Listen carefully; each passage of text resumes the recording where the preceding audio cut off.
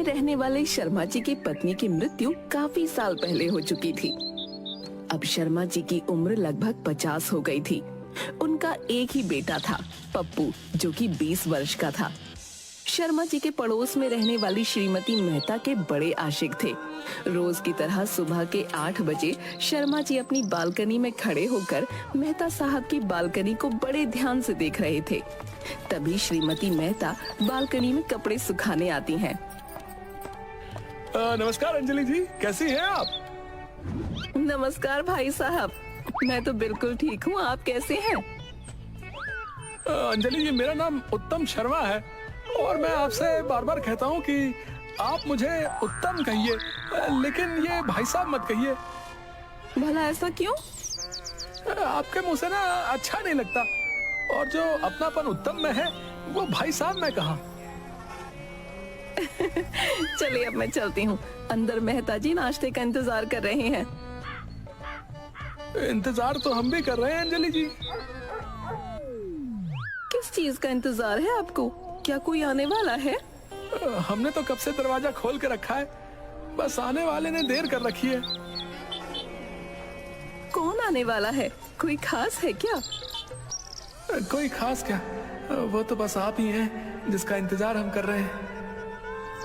आपकी आवाज नहीं आ रही भाई साहब, थोड़ा जोर से बोलिए। कुछ नहीं, मुझे तो आदत है खुद से बात करने की। तभी अंदर से मेहता जी आते हैं। अंजलि कहाँ हो? मुझे देर हो रही है। यही बालकनी में हूँ, अभी आई। अच्छा भाई साहब, अब मैं चलती हूँ। अंजलि जी, फिर से आपने मुझे भाई साहब कहा, ये जुल्म तो मत कीजिए ना। अंजलि मुस्कुराती हुई अंदर चली जाती है। मेहता साहब घर के अंदर। कहाँ रह गई थी? मुझे देर हो रही है। अरे कुछ नहीं, बालकनी में कपड़े डालने गई थी और रोज की तरह शर्मा जी खड़े थे। ये शर्मा ठीक आदमी नहीं है, और तुमसे जब बातें करता है तो न जाने मुझे बिल्कुल भी पसंद नहीं आता। तुम तो बस ऐसे ही शक करते हो। शक नहीं करता, सच कह रहा हूँ। दोनों बाप बेटे पूरे मोहल्ले में बदनाम हैं। तुम लोग तो बस किसी के पीछे पड़ गए तो पड़ गए। क्यों? क्या तुम्हें नहीं पता?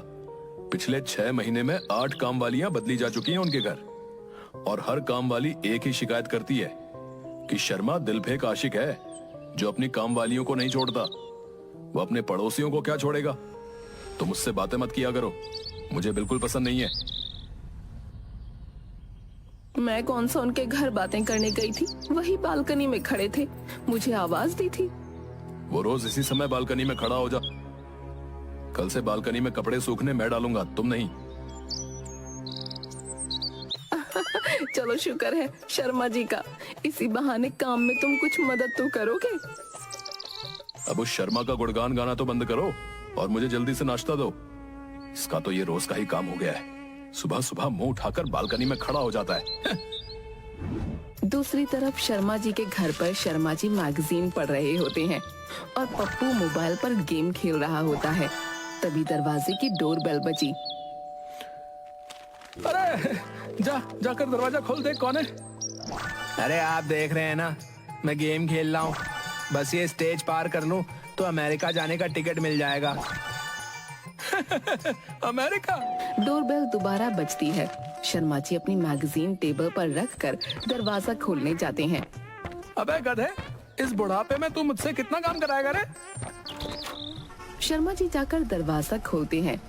शर्मा जी की तरफ पीठ करके एक महिला खड़ी थी। शर्मा जी अपना चश्मा निकालकर अपनी धोती से साफ कर दोबारा लगाते हुए बोले, आंटी जी कहिए, आपको क्या काम है? दरवाजे पर खड़ी महिला शर्मा जी की तरफ मुड़ती है।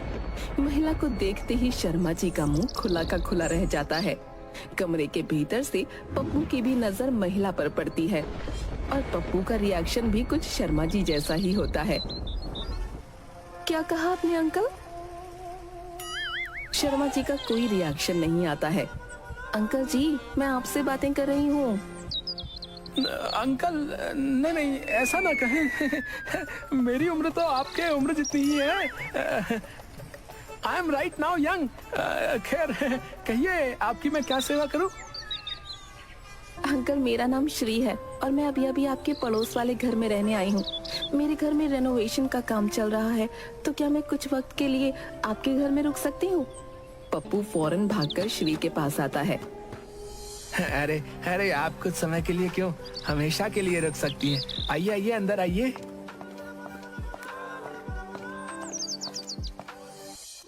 श्री घर के अंदर आती है और पप्पू की तरफ इशारा करते हुए शर्मा जी से पूछती है, अरे ये कौन है अंकल? ये मेरा नौकर है। जा नौकर, अंदर जा। मैडम के लिए स्पेशल वाली कॉफी बना के ला।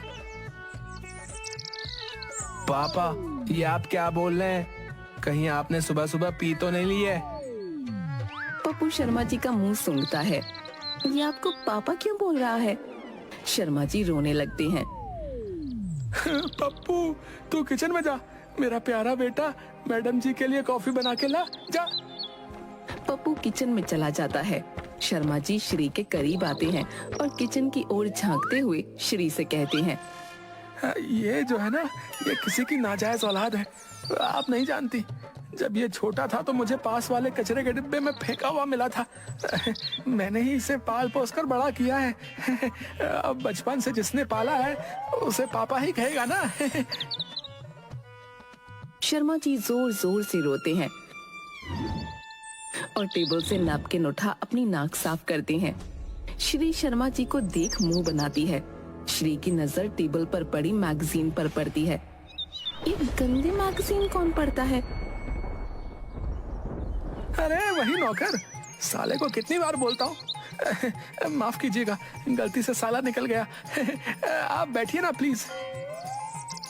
लंबी सांस लेते हुए श्री कुर्सी पर बैठ जाती है। श्री की नजर छत पर लगे पंखे पर पड़ती है। पंखा बहुत धीमी गति से चल रहा होता है। गर्मी से बेहाल श्री अपनी आंखें बंद कर लेती है। शर्मा जी टेबल पर पड़े मैगजीन से श्री को हवा देते हैं। उसी समय पप्पू किचन से कॉफी लेकर बाहर आता है। आंखें बंद कर लेटी श्री के पास पप्पू भी पहुंचकर श्री के चेहरे की ओर करीब से देखता है। श्री धीरे से अपनी आंखें खोलती है और उसकी नजर मैगजीन के कवर पर छपी मॉडल पर पड़ते ही वो जोर से चिल्ला उठती है। डरकर पप्पू के हाथ से कॉफी का मग छूटकर शर्मा जी की धोती पर गिर पड़ता है। अबे गधे, अबे ये क्या कर दिया है? पूरी धोती गीली कर दी। अब इसे साफ करने के लिए मुझे बाथरूम में जाना होगा। आप जाइएगा नहीं है? मैं अभी आता हूँ। ठीक है। शर्मा जी बाथरूम में चले जाते हैं। मैडम, मैं आपके लिए दूसरी कॉफी लाऊं? क्यों नहीं, मुझे कॉफी बहुत पसंद है। पप्पू रफ्तार में किचन में जाकर दूसरी कॉफी का मग ले आता है और कॉफी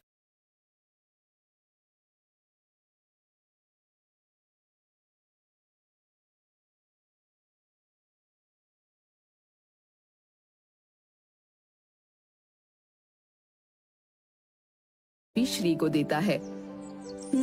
बहुत बढ़िया। अच्छा छोटू, तो क्या नाम है तुम्हारा? छोटू? नहीं नहीं, मेरा नाम छोटू नहीं है, मेरा नाम तो पप्पू है। Pappu, nice name. अच्छा छोटू, सॉरी पप्पू, क्या तुम मेरे घर पर काम करोगे? मैं तुम्हें सबसे ज्यादा सैलरी ऑफर करूंगी। 10,000 महीने के दूंगी, चलेगा तुम्हें? 10,000 चलेगा। मेरा खड़ूस बाप तो मुझे 20 रुपए भी नहीं देता। कितना मजा आएगा जब मैं अपने हाथों से अच्छा अच्छा बना के मैडम जी को खिलाऊंगा और एक दिन मैडम मेरे प्यार में दीवानी हो जाएंगी और हम दोनों शादी कर लेंगे। याहू! चीख सुन कुर्सी पर बैठी श्री हड़बड़ा कर खड़ी हो जाती है। क्या हो गया तुम्हें? कुछ नहीं। अच्छा मैं चलती हूँ, बड़ी देर हो रही है, तो कल सुबह 7 बजे आ जाना अपनी नौकरी पर। श्री कमरे से बाहर चली जाती है। उसी वक्त शर्मा जी बाथरूम से बाहर आते हैं। कहाँ गई? नजर नहीं आ रही। अरे अपना चश्मा तो लगाओ। पप्पू शर्मा जी के सर पर रखा चश्मा निकालकर शर्मा जी की आंखों पर लगा देता है। अब दिख रहा है। कहाँ छिपा दिया उस सुंदर परी को? अरे पापा, परी गई अपने घर, मुझे ऑफर दे गई। ऑफर? कैसा ऑफर? कहीं शादी का ऑफर तो नहीं दे गई? आजकल के बच्चे जरा भी अपने माँ बाप का ख्याल नहीं रखते। तेरी माँ को मरे कितने दिन हो गए, लेकिन आज तक मैंने किसी पराई नारी को सर उठा के भी नहीं देखा है। और आज देख लिया है। सुधर जाओ पापा, सुधर जाओ। वो आपकी बहू की उम्र की है, उसे एक दिन में आपकी बहू जरूर बनाऊंगा। बहू नहीं बेटा, वो बहू नहीं बन सकती। क्यों नहीं बन सकती बहू?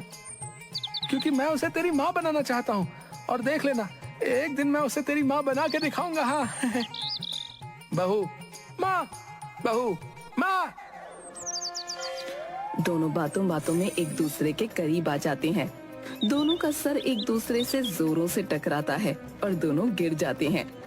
थोड़ी देर बाद पप्पू बैग में अपना सारा सामान और कपड़े भर रहा होता है। पप्पू ये क्या हो रहा है भाई? घर छोड़ के जा रहा हूँ।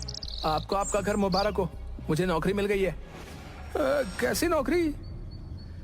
कपड़े धोना, बर्तन साफ करना, खाना बनाना और बहुत कुछ। ऐसे बोलना, नौकर की नौकरी मिल गई। तुझे इससे ज्यादा और क्या मिल सकता है? पापा ऐसी नौकरी किस्मत वालों को मिलती है। आप जानते हैं किसके घर में नौकरी मिली है? अरे होगा कोई कमीना है, मुझे क्या करना है?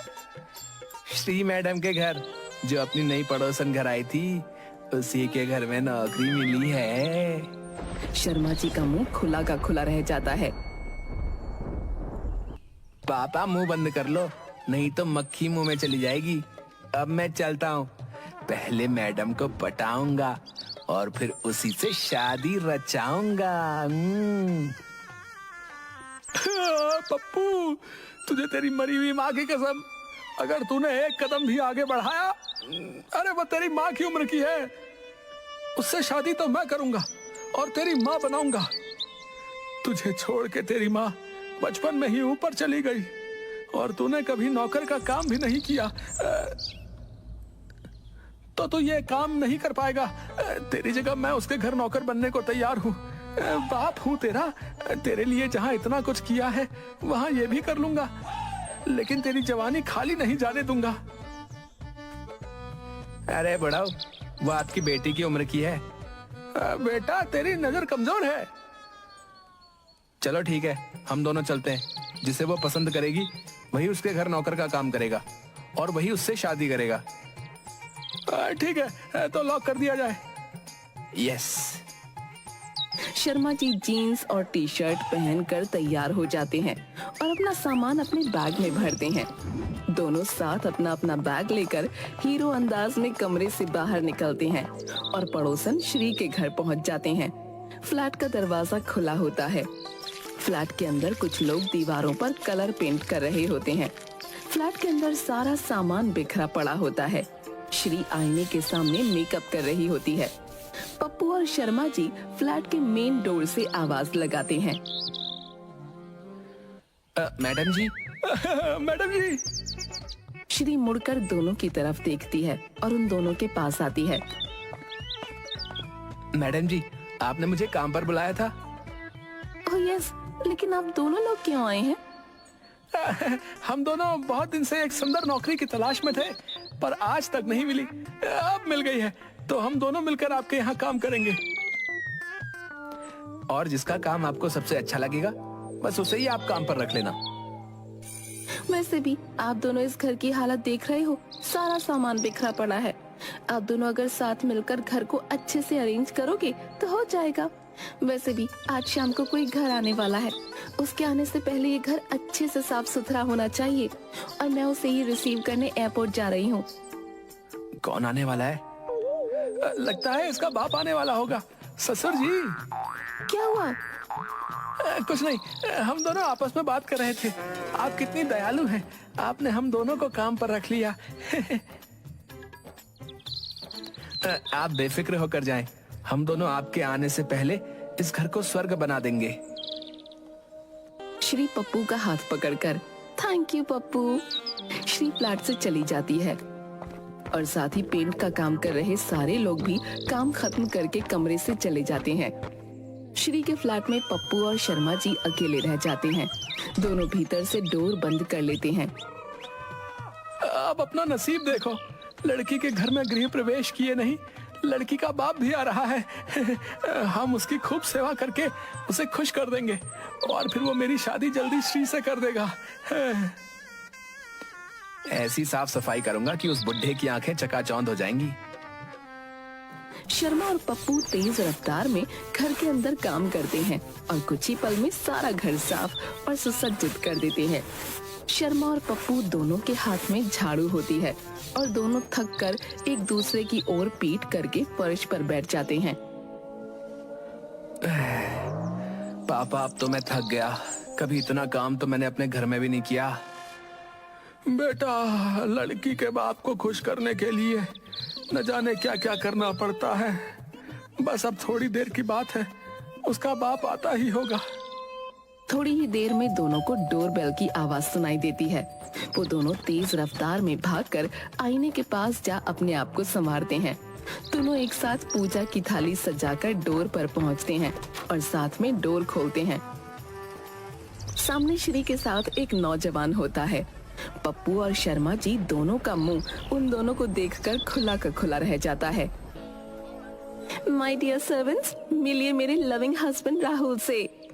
शर्मा जी और पप्पू के हाथ से पूजा की थाली फर्श पर गिर जाती है। दोनों थाल उठाने के लिए जैसे ही फर्श की तरफ झुकते हैं, दोनों का सर एक दूसरे से जोर से टकराता है। दोनों फर्श पर बेहोश होकर गिर पड़ते हैं।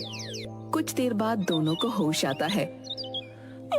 मैं कहाँ हूँ, इस लोक में या परलोक में?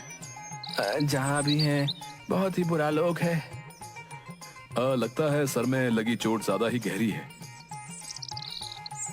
दोनों पागल तो नहीं हो गए? तभी दरवाजे की घंटी बजती है। दरवाजा खुला है, कौन है? अंदर आ जाओ। एक खूबसूरत सी लड़की अंदर आती है। जी नमस्कार, मेरा नाम तान्या है और मैं बगल वाले घर में रहने आई हूँ। इतना सुनते ही जी नमस्कार, हम आपके पड़ोसी हैं। आपको किसी भी चीज की जरूरत हो तो बेझिझक किसी भी समय हमारे घर में आपका स्वागत है। एक सेकंड, ये मेरा घर है। आप शायद भूल गए हैं कि आपका घर पड़ोस में है। हाँ हाँ, हमें पता है, आपको बताने की जरूरत नहीं है। तुम दोनों कैसी बात कर रहे हो? क्या तुम भूल गए कि तुम मेरे घर में काम करते हो? क्या कहा? काम करते हैं? पापा चलिए यहाँ से, आजकल तो किसी की मदद करने का जमाना ही नहीं रहा। हाँ, सही कहा बेटा, किसी की मदद करो तो वो नौकरी समझ लेता है। श्री और राहुल शर्मा और पप्पू का मुंह देखते रहते हैं और वो दोनों अपनी नई पड़ोसन को लेकर वहाँ से चले जाते हैं। वीडियो को लाइक करें और चैनल को सब्सक्राइब करें और बेल आइकन घंटी को प्रेस करना ना भूलें।